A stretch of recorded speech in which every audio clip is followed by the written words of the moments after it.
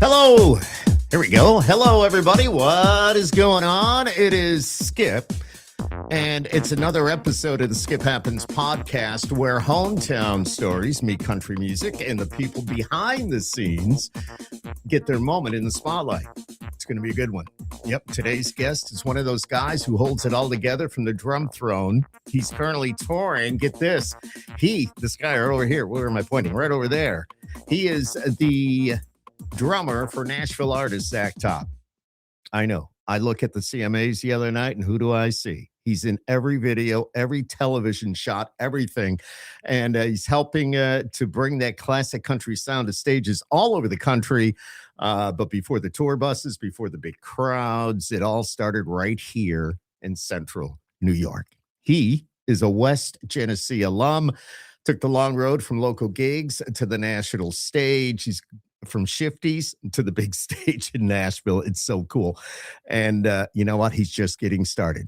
We're going to talk about tour life. We're going to lock in with a little bit of Zach Top and what it really makes, what really it takes to make it as a working drummer. That's what I'm trying to say. Nashville, Nate Felty, welcome to the podcast, dude. It's so good to see you. Pleasure, man. Thank you for having me. Yeah, you found your way here, okay? Oh yeah.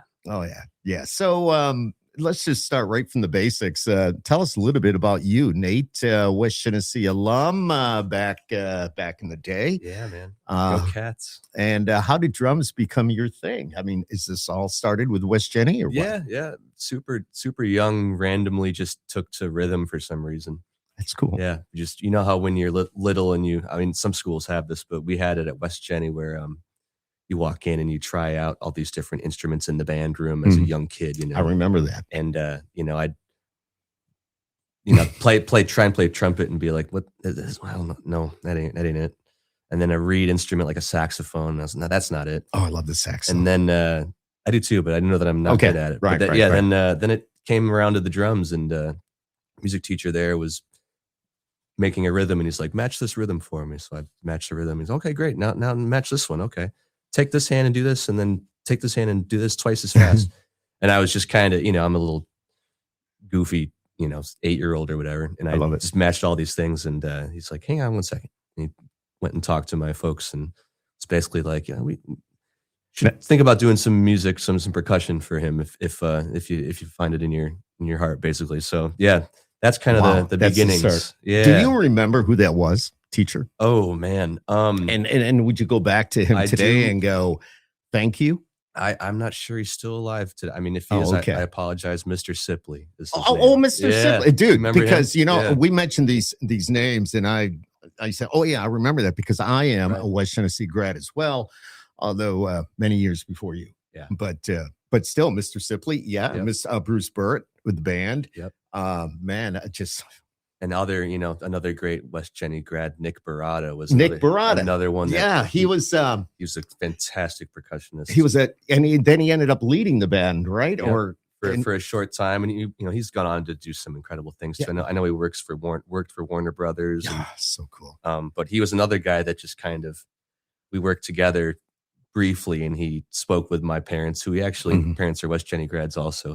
We got a whole room of West Genesee grads. I love this. Littered in this. But he went and let's go Wildcats. He talked to my folks again, and he was, as I got a little bit older, and he was just like, I hope that you're able to let him see this through a little bit.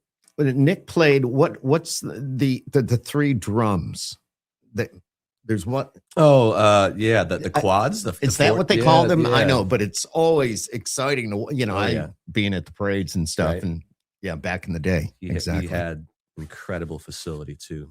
Oh man. I love hearing that. I didn't realize that he went on to work for Warner Brothers, but there's another good example of somebody that's born and raised here in central New York, and you got the roots. And we had great high school. I mean, we had, the senior class. I don't know about you, but mine was like 800 people. I don't remember how many mine was. Well, you're lucky that your last name started with an F because my real last name is Motondo. I had to wait till the M's. Oh yeah. And that was like, all right, that was a couple hours in. Yep. Are we done yet? Yeah. Jesus, I want to get out of here. Let's go. I got things to do and places to people to see and so on. But, we have such a sneaky good music scene. Mm-hmm. And what did it give you that helped you once you left? Oh, wow. What a question. Um, as far as Syracuse music scene goes, not just grade school, but professional working music scene in Syracuse, there's such a wide variety of musicians here, and you wouldn't expect it from the outside looking in. Like, what's going on in Syracuse? Well, I don't know. Right. But when you're, just the other day I went to Shifty's. We talked about Shifty's earlier. Yeah.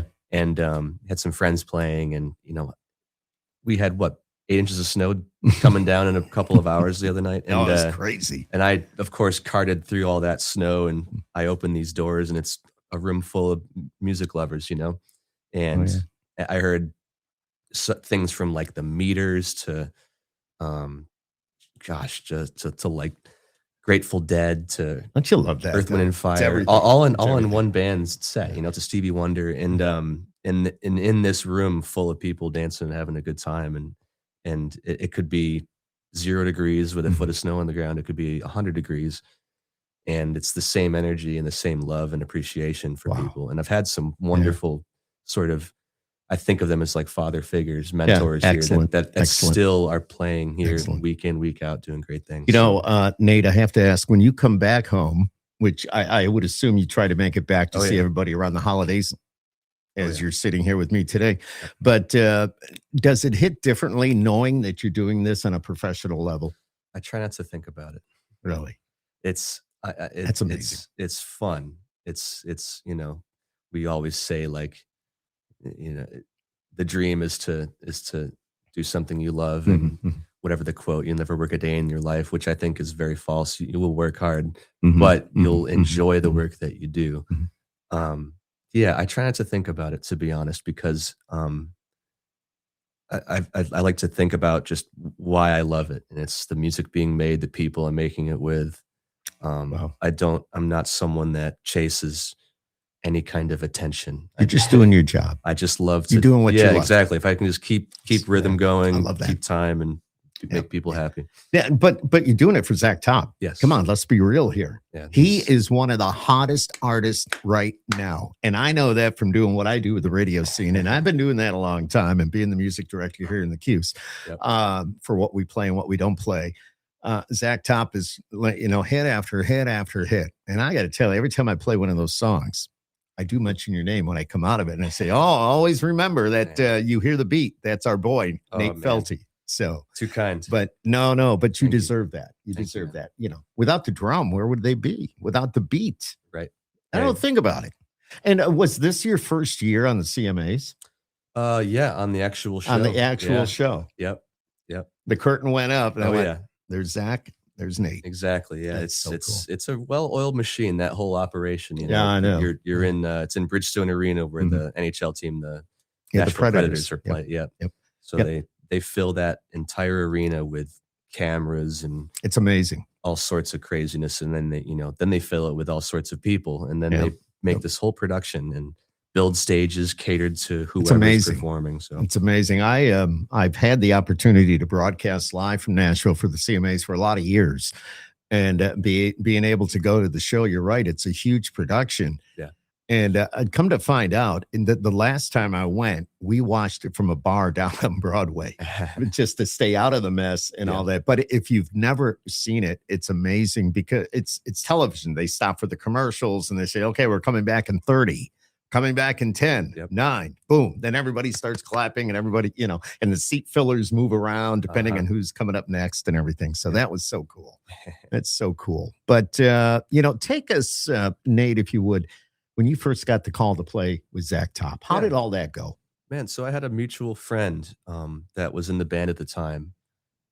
His name was Brett Resnick. He played the pedal steel guitar, and we had worked together on records and in other groups in years past, but he was working with Zach at the time, and Zach had been going through a couple different drummers, and the phone just rang, and it was Zach. And the first time it was him, I'd already committed to something and couldn't do it, and I was gutted. This was this was in 2023, probably just 2 years ago. 2.5 years ago. Yeah, and I had something else going on, and I was like, man, I wish I could, but I'm already on the road. I wish I can't do it. But I checked out his music, and I said, I love your music, man. Please reach out if ever you are in a pinch and need me again, I'd love to be able to help out. And that's exactly what happened a couple months later, January in 2024.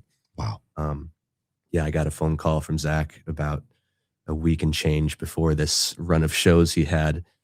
He had a run, if you can believe this, in January, a run of shows in the upper Midwest. Wow. And then, wait a minute, you said January? Yeah. So the first show was actually February 1st. Dude, I hope you dressed warm. Yeah, well, for some reason it didn't snow and nothing was canceled. And anyway, but I flew into Milwaukee was the first show that I played with him. All right.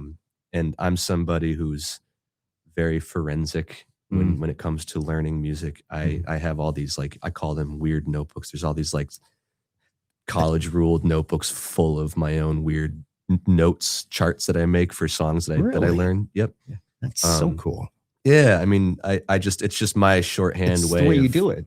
Exactly. Yeah, it's my own weird shorthand way of Felty doing it. way of doing things. I don't know if I'm going to patent it yet, but yeah. No, keep it to yourself, dude. If it's working for you. Yeah, but that's all that happened. I showed up and I learned an hour's worth of his show, and we played the show, and I think whatever I did was immediately doing the right thing. Yeah, thankfully. But what year did you graduate? From Jenny. From West Chenham, class of 2007. Okay. All right. So you moved to Nashville in 2012. Yes. Did you play with anybody between 2007 and 2012? Well, I was an you were an undergrad. Yeah, I was an undergrad. Right. I was up at SUNY Oswego, and I did work with a lot of different groups. Okay. I could name drop, like, just the other day, for example, go ahead. Played with a local group, Count Blastula. Oh yeah. But all those guys are homies. I love it. Yeah, a couple, other musicians up and around Central New York while I was in college. Another SUNY Oswego alum, one of my dear friends, might as well be a brother. His name's Max McKee, also in Nashville. I'm sure you know Max. I know Max. Love him. Max and I we're brothers. We didn't realize we were brothers until we met each other. But that's so cool. Yeah, he's another guy who lives in Nashville. But anyway, where's it go? Yeah, so SUNY Oswego, I was in a couple different groups. Max was in one of those groups, and that was just kind of how we sort of hit the grindstone, That's so cool. What was the biggest adjustment? You go from local gigs to national touring. What is that adjustment like? It's always a balancing act. That's the best way to say. I still keep local weekly gigs in Nashville when I'm off the road. Okay. Do you go down and play on Broadway? Not on Broadway as much anymore. Once in a while, once in a while. Been to the station a couple times. Played there. It's a great place. It's becoming more of a hidden gem these days. Yeah, I know. It's out of the way. Booming hotels all up and around it. Oh, that's crazy. But yeah, I'll do local gigs at like cocktail clubs and things like that. But I try and keep as plugged into the local community as I can, even if I'm on tour 2/3 of the year. So this is normally the time of the year where, I know they say Nashville shuts down about mid-December, the 15th or so. I know from when my reporting and working with the labels and all that, it's like we hit the 15th, we're done. We're done. So, and this is a chance for you, artists like you, performers like you, musicians like you, to spend time with family, some downtime. When do you usually hit the road again, though? Is that like mid-January? It was this past year. Yeah. It was the first or the second week of January. It's going to be January the 9th, I believe. Okay. Is our next show. That's out in Colorado. There's a ski town out there. They throw a big festival. You're talking about Colorado, and I am so freaking jealous because on my bucket list for doing what I do and going to the shows and meeting the artists and the musicians, Red Rocks. Oh yeah, dude! I saw you played Red Rocks. Yeah, talk to me about that because I cannot wait to see that someday. It's a very, very special place. I think it's just one of those places where you're like you can almost feel the air a little bit. Like after our sound check there, I just kind of had a moment on stage alone, just beating the daylights out of it. Just feeling the reflections, all the acoustics of all it bouncing off the rocks, just without any of the front of house speakers on or anything, just the rawness. Is there like you hear that and you feel it come back? Oh yeah. Because nobody's in there. Nobody's there to absorb it's the a little sound. bit more cacophonous, if you will. But it's just such a special place, man. And walking in there, the loading area. There's like a big ramp that goes up And and they're like around. tunnels too. Yep. The tunnel that goes. And everybody signs the. Yep. Yeah. You already know, man. No, yeah, dude, because it's on my bucket list, and I did a little bit of research about Mhm. Red Rocks. Yep. And everybody I talk to, it's like, dude, have you played Red Rocks yet? Yeah, we were there. I'm so It's jealous. a very special. Yeah, we had 2 nights there. It's on my bucket list. Yeah, it was one of the nights was his birthday. It was kind of a kickoff of our fall tour. Oh, nice. And yeah, to be able to headline there. I mean, if you can't, like, I feel like you can't really realize it or understand it unless it just becomes reality someday. How does it work on stage? How do you and Zach, you lock in rhythm wise on stage? I mean, because you're the beat. You've got it going. If you go off, I could lay out, and he's a wonderful musician. Keeps great time, and he knows exactly where he wants his songs tempo wise. That was something I immediately locked in and just had this instant connection with him because, I as a forensic learner of music, if I had to learn one of his songs for a show, I'd learn the version I heard on his record. And I'm like, hey, okay, here we go. How's this sound? 1, 2, 3. And he'll stop and be like, that's a tiny bit too slow with where I want it. How about right here? Okay. And it's just like he just knows exactly where he wants everything. And he'll start some songs by himself and take an entire and verse you just need to.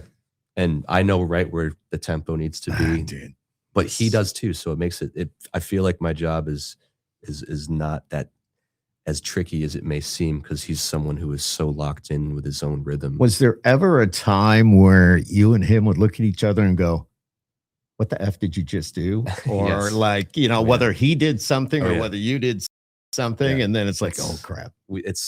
I tell drum students of mine this.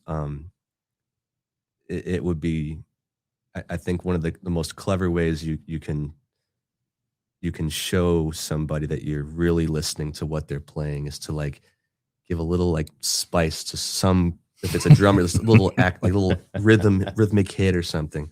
And we were playing one song on our tour over the summer, and he approaches a solo a similar way most shows, and I right before he went into his solo, I just kind of like had this evil thought. I'm like, I'm gonna match the same rhythm he does, and he did. Oh, no. He turned right around and started laughing. He's just like, you son of a-" it was awesome. And it's like as a drummer, it's like such a good feeling when you go for something. You have that relationship with him where you can both just go. Yeah, it's very it's just like I got you. It's just such a my God, it's that's fun so to sit cool. on the tour bus at the end of the night and be like, you son of a. Does Zach Top actually ride the tour bus with you? Oh yeah, he sleeps right above me. Because a lot of the artists, I mean, depending on where the gigs are, if they're close, like maybe somebody's playing up the road at CMAC, then again here at the Amp, and then they're playing Saratoga, they'll take the bus from venue to venue. But then again, there's been others like Dirk Bentley. He'd fly in on it. Well, he's a pilot too, so but he'd meet his band here. His drummer is also a pilot. Yeah, Dirk's exactly. Drummer. Yeah, they both flew home after the show here. I know one was flying it, the other was the co-pilot. So. Yeah. I don't know. Yeah. I don't know if we're there, but I mean, it's fun just to kind of get in the bus and we're. I love that. I think there's such a down to earthness of everybody in our band. I'm only speaking about Zach right now, but the other guys and gals, Cheyenne, our utility player and vocal. These are the same people that are with you right along, right? Cheyenne. They all, Cheyenne, her husband Jimmy, the bass player. Nice. Nice. Ryan Stigman's our steel guitarist. I'm making all these these motions with my hands for each person's instrument. William Bagby is our lead guitarist, and David Meyer, our keys and fiddle player. But we're all just like a bunch of family homies. Yeah, it's we're on the bus after the show, kind of melting from it all and still acting like a bunch of doofuses, and then we'll slowly file into bed and into the bunk. Into the bunk, I should say, and sometimes into somebody else's bunk by accident, and then just do the whole thing over again tomorrow. It's like, whose socks are these? Right. Hey, you got it. How is life on the road? What is something that the fans never see? Like what you were just talking about. I mean, being on the bus and the bunks and just craziness. And, it gets fun sometimes. But it's got to be fun. Yeah, it's hilarious sometimes when you kind of think about it. Where I sometimes feel like we're just a bunch of children having And a there's blast. nothing wrong with and that. I hope that feeling sticks until we're all in our 80s. Now you teach at Belmont. Mhm. You're an adjunct professor, which is pretty cool. Tell us a little bit about that and how long have you been doing that? Yeah, I started that job in August of last year, 2024. Okay. Yep. I did my master's there. Nice. Right after I got out of SUNY Oswego in 2012. So you didn't wait between Oswego because I figured, I think we said this earlier, I just wanted to apply to grad school. And if I got in a place that was a music rich place like Nashville, if I got in, then I would that's my sort of professional sounding reason to move to a place like that. So I moved there right in 2012, sorry. Yeah. And then did my 2 years, my master's there. And then I graduated. Smart move. The way I look at it, because if you had waited, maybe you wouldn't go back and get right. Because I have a daughter that's got a teaching degree. She went to Genesee. Oh, nice. And then she ended up going to William and Mary, and she didn't wait. She told me, she goes, Dad, if I wait, I may not do this. Yeah. I had go and get it. Well, you same thought. I was you're just on a roll. I might as well just go do this. But you're teaching at Belmont, so that's pretty cool. And a lot of musicians like yourself do that. Correct? Yeah. I mean, I forgot who I've spoken with now and that have told me that, but they say, yeah, when I'm not on the road, I'm teaching at Belmont. Mm-hmm. So that's cool. Yeah, it's a almighty juggling act. There's been I don't know how you do it. There's been times where we've, the buses rolled in back into Nashville. We'll play occasional shows on Sundays, and then I've got students at 9 a.m. on Monday morning, and we'll roll into town at 8:30 on Monday morning, and I'm just, there's like all these, like a meme of a bear coming out of hibernation, all disheveled. That's me getting off the bus on Monday morning, and I drive straight to campus. Yeah, exactly. Holy crap! Straight to campus, and I'm in the studio there, just working with students, and I think I get a couple of weird looks every now and then. So how do the students relate to you? Do they know that you're Zach Top's drummer? Oh yeah. Okay. They are very aware. So they're very aware of that. Yes. So I try and sort of, I'm not someone that looks for attention, so I have a hard time if I can tell that just by talking to you. If somebody's I love it. Whoa, what was that? And I'm just that's what I do. Yep. But it's I think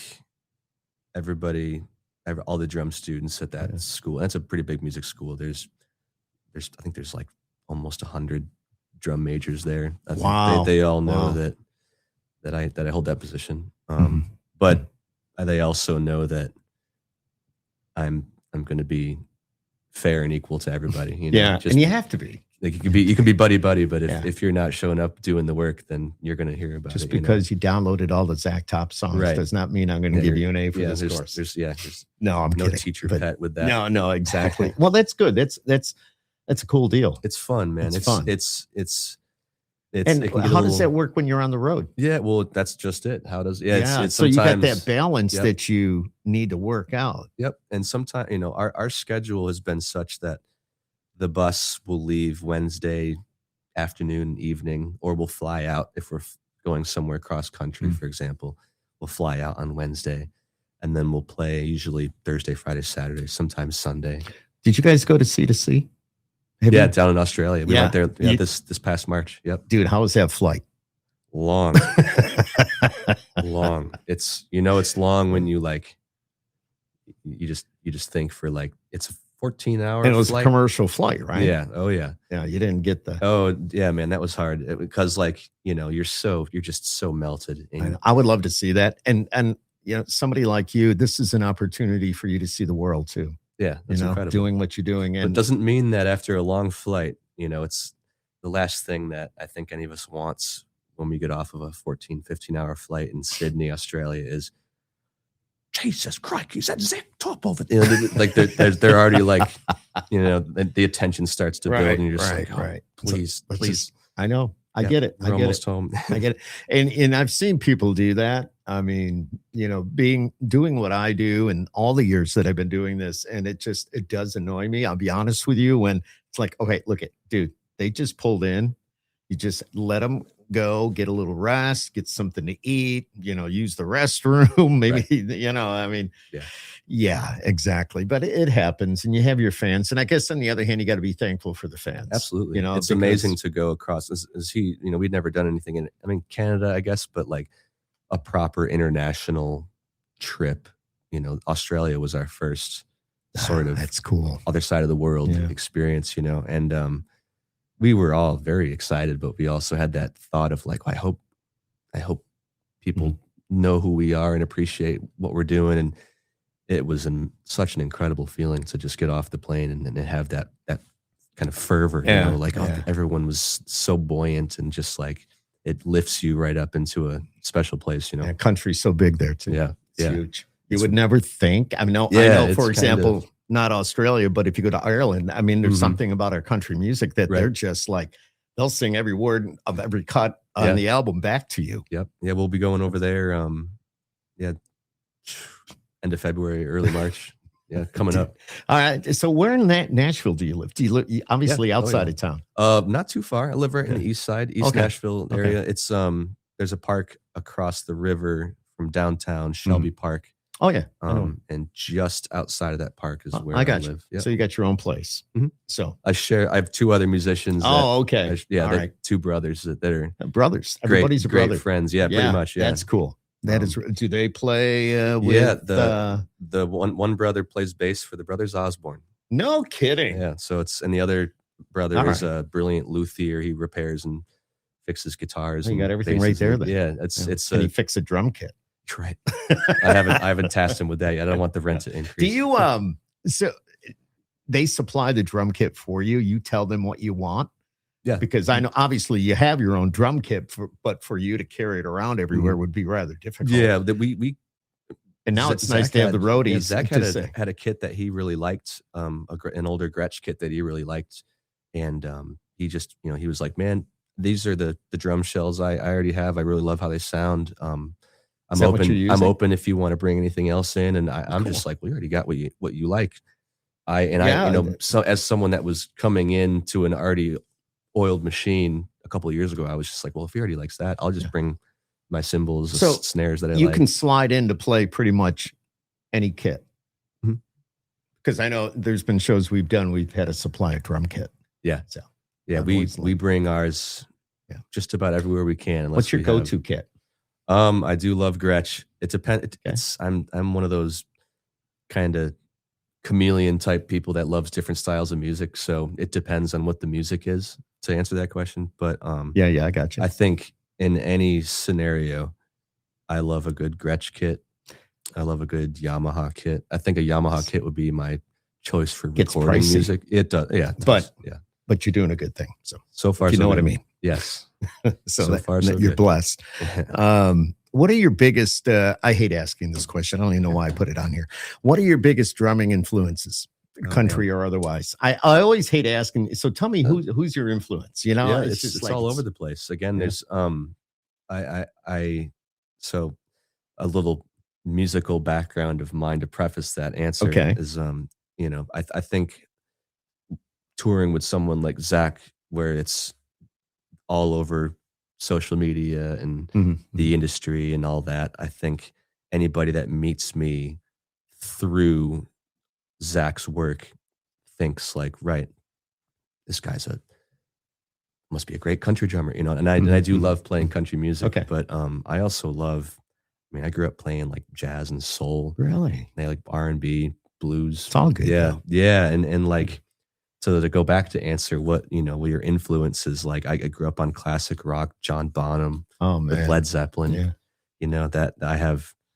That was, I would sit and wear those CDs. I'm going to sound old now. Yeah. No, it's okay. Wear those CDs out. So they started skipping, and I would just kind of play along with all those albums. And that was kind of like my first classic rock love, that kind of thing. I love Led Zeppelin and John Bonham. Cool. I had those albums, by the way. So nice. Now I'm showing my age. And now the vinyl's coming back. Right. And even today's artists, Zach Top and everybody, they're releasing vinyl. Yeah. So that's cool. Oh, yeah. That's cool. And I know vinyl was really popular this Christmas because everybody's asked. I had friends ask me, I said, what do you want for Christmas? And they went vinyl. Right. So I think that's cool. If your younger self was watching you right now, what do you think he'd say? I don't know if this is going to sound mean. No, but it's I okay. genuinely think my younger self would be like, What are you doing? Really? Really? You know what I mean? Like it's, Yeah. it's funny talking to students at the college, for example. You know, they a lot of the questions I get asked are like, how do I prepare myself so that I'm doing what you're doing? Because I would love to do something similar. And I think my answer kind of pisses them off, if I'm being honest. I think it kind of upsets them, to be honest. I just say, like, you know, don't skimp out on anything, you know, like like you don't want to do this assignment where you have to transcribe the drum beat or groove that you hear. Well, tough luck. Like I'm asking you to do that for a reason. You know? The same way that I'm asking you to learn songs for a reason. So if they don't want to take the effort to do that, then why are they even spending time with you? Well, that's the thing. It's like, I mean, they're there for a reason. Right. Well, I think there's a lot of this, like, this sort of feeling of like, well, I have a lot of my act together, so therefore I can do these things, X, Y, and Z. And it's like, you can be an incredible musician, but if your character and your your work ethic isn't there, it's like, you're not always going to find yourself in those opportunities, you know? I love it. So, yeah. Do you have a favorite city that you've played so far? Or just too many? That's a good question. Yeah, it's too many probably. And do you know where you are when you arrive? Sometimes I don't. I know. That's what I'm asking. Yeah, sometimes. And it's not just you. It's, right. You know. Yeah, there's times where, you know, we have a schedule and everything, you know. But you don't worry about that once you're on the bus. Yeah, that's somebody else's problem. I'm more so worried about, like, all right, I'm done teaching. I got to get to the airport and catch this flight, you know, wherever. And I'll see on the plane, oh, we're going to Las Vegas, cool. Or we're going to Seattle, whatever it may be. I think, favorite city. Man, that's a hard one to answer. I think if I had to choose, just for the wow factor of it all, it's probably that festival in Australia. Wow. I don't blame you. There was something about just showing up to that festival, having never been there, and just have such a raucous reception. No, I believe it was last summer that you rolled into Syracuse. Was it last summer? Yeah. At the AMP. Yep. And how cool was that? What was that feeling like for you, knowing you must have known you were coming to Syracuse? And you had the fam there, and you know, I don't know if you had brothers and sisters, but I think you had so many. I saw you come out, and it's just like everybody was like, "There's Nate, there's Nate, there's Nate." It's such a wild thing. Yeah, I mean that whole weekend was crazy because the night before we were at SPAC.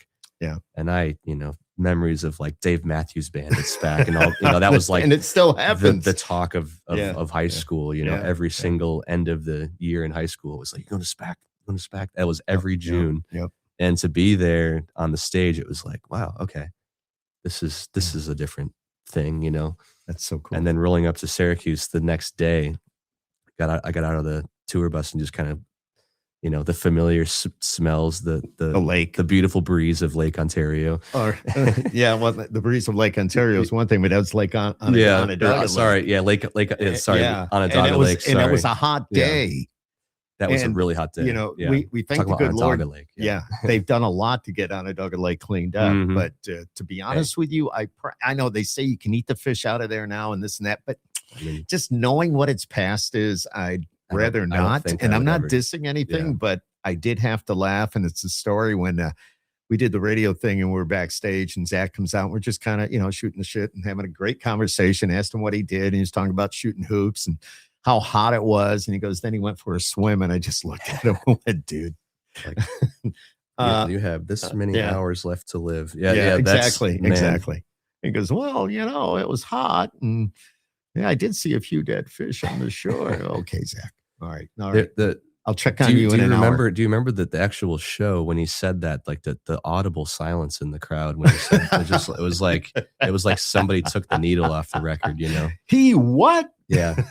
Like the gasp was just, I just remember hearing the gasp from stage now. I was just kind of thinking. That's hilarious. He doesn't know. He has no idea. But should have talked to his drummer. Yeah, man. Yeah, you should have warned him, Nate. Hey. Just said, I grew up around here and I know what that lake's been through. So, right. Hey, live to tell the tale, right? Exactly. What song you never get tired of playing live? Oh, man.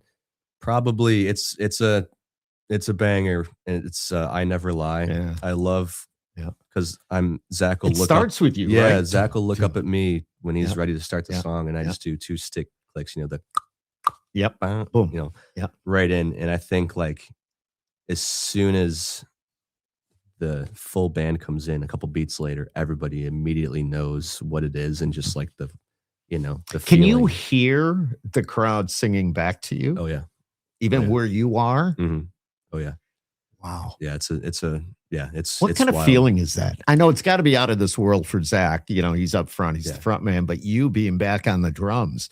I mean, to hear it, does it psych you up still? Does it really pump you up to go, wow, this is awesome? We played probably if that answer you asked me about my favorite city I've played in Australia was my first answer. If I could give you a second answer for this particular discussion right now, it'd be Houston. We played the Houston Rodeo. The rodeo at Reliance Stadium, or whatever that stadium name is, where the Texans play. Yeah. But we found out that we sold that night out, and walking out there and kicking off the set and hearing like the couple seconds of delay from where we were in the center of the field. Because you're right. You're like in the round. Yeah, so it's like as you start playing, you hear yourself and your band, and then about 4 seconds later, you hear the the reaction from the crowd. That's gotta be so cool. That was a pretty wild thing, just to sort of. You're talking about the Houston Rodeo. Do you know that Zach Top is being called the new George Strait? Oh, I mean, and dude, and you're a part of that. Yeah, it's fun reading that today in some show prep I get. It's fun to like, it's obviously King George is one of his heroes, but I can understand. It's wild to know that like those people are also aware of Zach's music as well, and we're actually playing with George this year, dude. That's going to be a pretty special. Now, talking about that a little bit. It is very special. Is there? I mean, George Strait is one, but you've been playing. You're banging on the drums for, of course, Zach Top. But there's other artists that come out as well. And so, I mean, I think Lainey Wilson has been out. And these. Do you ever feel like, oh my God, that's you don't break your stride? I get that, but still, it's like, oh my God. Well, ahead of time who's coming out, though, right? Yeah, usually once in a while we get pranked or something. Yeah, and then it's. Have you been pranked? Yeah, a couple times. Yeah. Do they ever prank you as the drummer? Not me personally, thankfully. But Zach, I feel like that. Yeah. Usually, Zach's the new guy on tour, and he's selling places out, and other artists are going to go, okay, I'm going to get you. Right. Yeah, I love that. He's fun though, man. He takes it so well too. He's somebody who like. He'll surf the wave being created immediately. Has anything wild ever happened while you're up there on stage that will stick out? I mean, I imagine you could probably write a book. Yeah, maybe. But something that really sticks out in your mind, something happened during a show or something crazy. I'm trying to think of a good example. There's been all sorts of many, things. right? Yeah, there's. It seems like almost every week during a show, somebody's proposing in the middle of the song. That's always a special thing. Or like, Zach will see some people hold up signs, these hundreds of signs people holding up, and once in a while he'll see one and he'll read it out loud, and whatever those signs are. Some of them are inappropriate, don't want to share it. But the bras come up on stage, the panties come up on stage. It's like, all right. You can think it's probably happened. Yeah, which is I've seen it. But as far as a special moment, man, nothing jumps out as like a pivotal, like this was crazy. But several things where you're just like, gotta keep going, like it's wild. You never know what to expect. What do you hope for in the next 5 years? 5 years. Oh wow. Well, it's like tomorrow. Yeah, it'll fly by. Next 5 years. I mean, I'm someone that just loves to pour into anything that I'm passionate about that others are also passionate about. And I've never worked with such a hell-bent, great group of hardworking people that are, like that can just be very focused at the task at hand and the touring and the rigors of touring. People, I'm sure you understand this too, but like, the glamorous things you see on tour are only a percentage of everything else that's on tour. You know? Right. There's a lot of ugly as well. Yeah, as a lot but of, but through it all, like it's it just is a privilege to work with people that are all, you know, head down, work hard. And before we had any kind of crew and people helping us load in gear and set things up, oh my God, we were schlepping all that stuff ourselves into this year as well. And really? you know, yeah, oh yeah. Well, that's going to change. Or maybe it already has. It already kind of has. But even still, like the earlier this year, you know, we'd open up our buses were pulling trailers of gear before we had semi trucks pulling everything.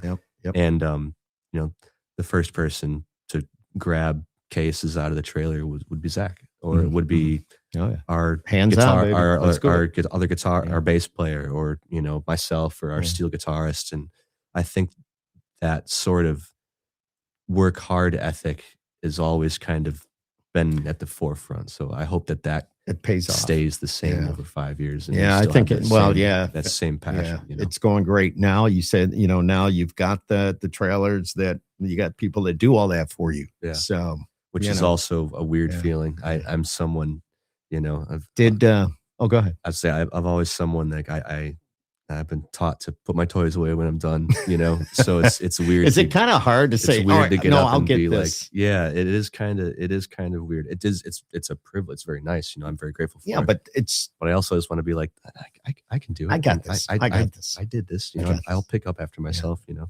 So how many drumsticks do you usually take on stage with you? Because I mean, you're wailing on those. Several pairs. Yeah. I'll. It's you ever toss them out? Yeah. Oh yeah. Oh yeah. It's all sorts of people that yell for certain things, you know, after the show. Yeah. And it's as long as I have sticks. But they supply to all those though. Yeah, for the most part. Okay, for the most part. Good. Yeah. Good. Once in a while we'll get low and I'll won't be aware and I'll be like, oh, okay, I'll go out and grab something. Did Zach throw a holiday party? This year? I'm trying to remember. Yeah. I'm just like digging. We played in Las Vegas. Were you at the Sphere? Not the Sphere. No, we were at the MGM Grand. Still. Yeah, that arena there, which is a really special. That was our first time. Was that the rodeo? Yeah, NFR. Okay. Yes. Yep. That's a very much a popular hotspot for that. And it's also like, you know, I think a lot of our music is very synonymous with NFR and absolutely rodeo. 100%. We've done several rodeos. Yeah. We'll still do rodeo. Well, Zach, didn't he ride? Yeah. Wasn't he a rider back in the day? A little bit. Yeah. He was someone, he was like, man, the best way he puts it, when if he's playing or talking about the next song he's going to play is like, yeah, you know, I grew up in Washington State and dad owns a livestock commission company and, you know, worked with cattle. And I wasn't the best cowboy, but I figured I might as well just sing about it, you know, and that's cool. Kind of his way to answer that. Yeah. So. I don't know if you can see this, but he's got the livestock. Nate has the livestock commission jacket on that. That is Zach Top's family's company, correct? Yep. That is so cool. Yeah. I didn't even realize I had the jacket on. No, I like it. Immediately my mind went to Yellowstone. Because of the livestock commission. Yep. But that is so cool. That is so cool. You know, being from West Genesee, Central New York, this is home to you. Mm-hmm. Nashville's home to you. So what would you tell somebody that wants to do what you have done? What kind of advice would you give this person? Don't be afraid to put yourself out there. Yeah. The best thing I ever did was just go try, you know. Were you always the quiet one? You know what I mean? I'm sure people will give me crap if I say the wrong answer here. I think I, for the most part, you weren't a hellraiser. No. Okay. No. Okay.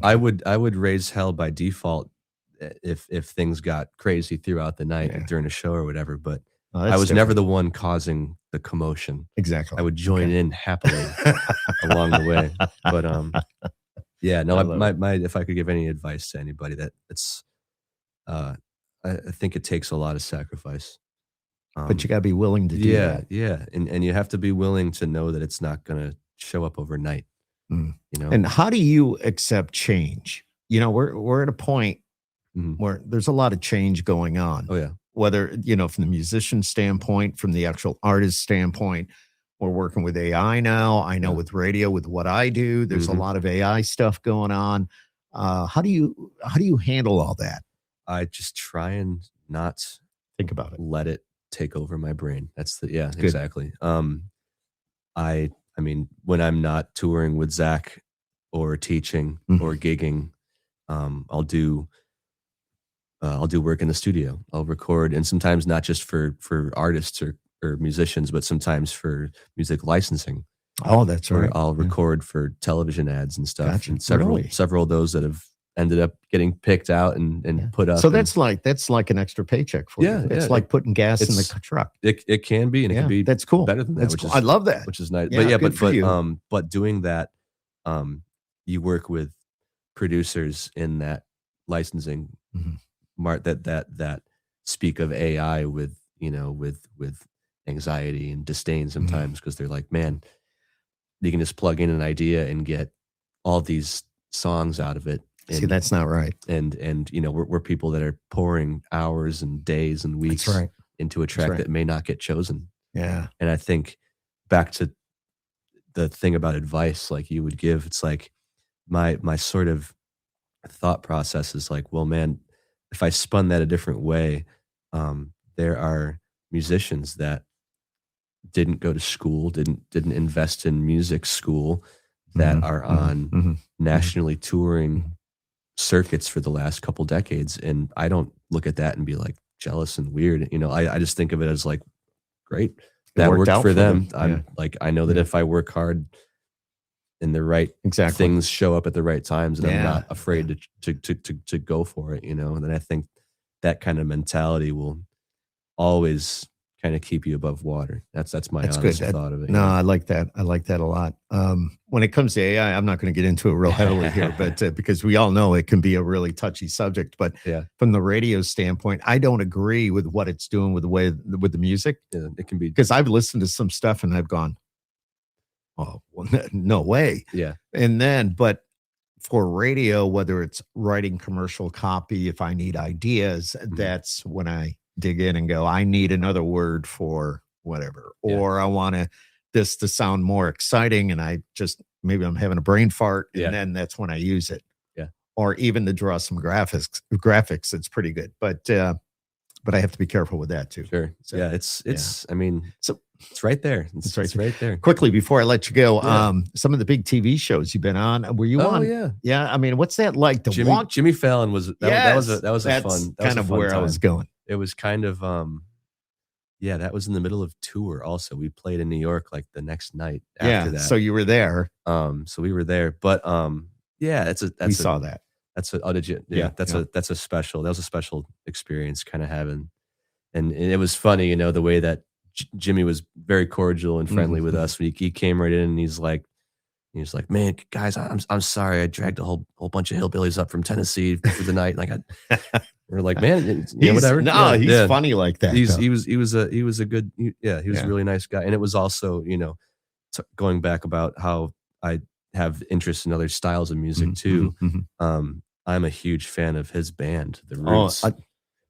Yeah, exactly. It's an incredible band. And those late night bands are incredible, whether it's Kimmel, whether it's Fallon or Stephen Colbert. Right. I mean, it's just, they're just tight. They're good. Awesome. And every once in a while, you see another musician in there going, wait a minute, that's so-and-so from so-and-so. Some of, I've got a couple of homies that work at Colbert, you know, and then it's like, it's funny to talk to them about when guest artists show up and play, because they're like, man, I thought I knew who they were, and then they started playing, and I was like, wow, all right, now, you know, so it's a cool feeling to be, you know, welcomed into that whole world for the night, you know. Absolutely love that, man. It's been great seeing you, my friend. Thanks, man. You know, West Genesee grad, moved to Nashville in 2012, and life is good. Yeah. Life is good. But Nate, seriously, thank you so much for hanging out and pulling the curtain back on what it's really like playing drums for artists like Zach Top.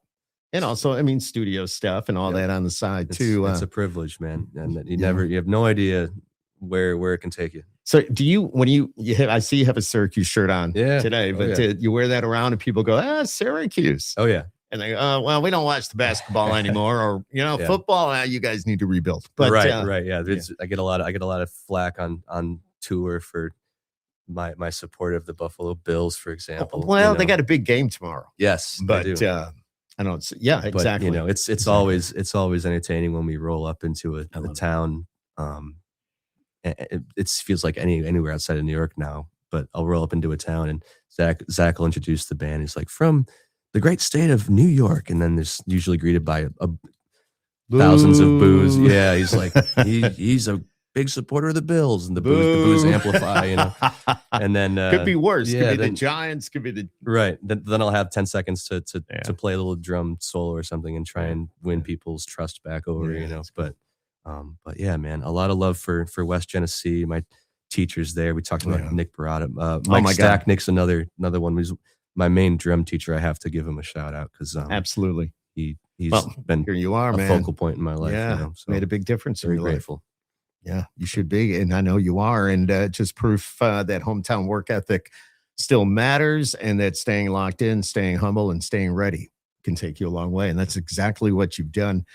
Make sure you catch Zach Top live and pay attention to the guy driving the group from the back of the stage. It's him. I'm pointing the wrong way because the TV, but it's him. It's so cool. And here's the deal. You know the story behind it now. You can go, hey, I saw it on Skip Happens. It was so cool. I listened to the whole thing. Yeah. And if you like this episode, do me a favor, hit subscribe and share it with a music fan or a drummer who needs a little motivation. This guy can do it. And check out past episodes of the Skip Happens podcast. Nate Felty, thank you so much for being here today. Thank you, man. Thanks for having me. Dude, I'm just so proud. I cannot say this enough, that every time I see Zach Top, whether it's television, something's going on, there's a video, and there you are. And I go, West Genesee, baby. West Genesee. That's what it's about. Go Cats. Go Cats. Wildcat. You played soccer. I mean, Yeah. I'm jumping yeah. around here, but Yeah. so yeah, big sport, but now Hey. here you are. So Nate Felty, thank you so much for being here. Thanks, Skip.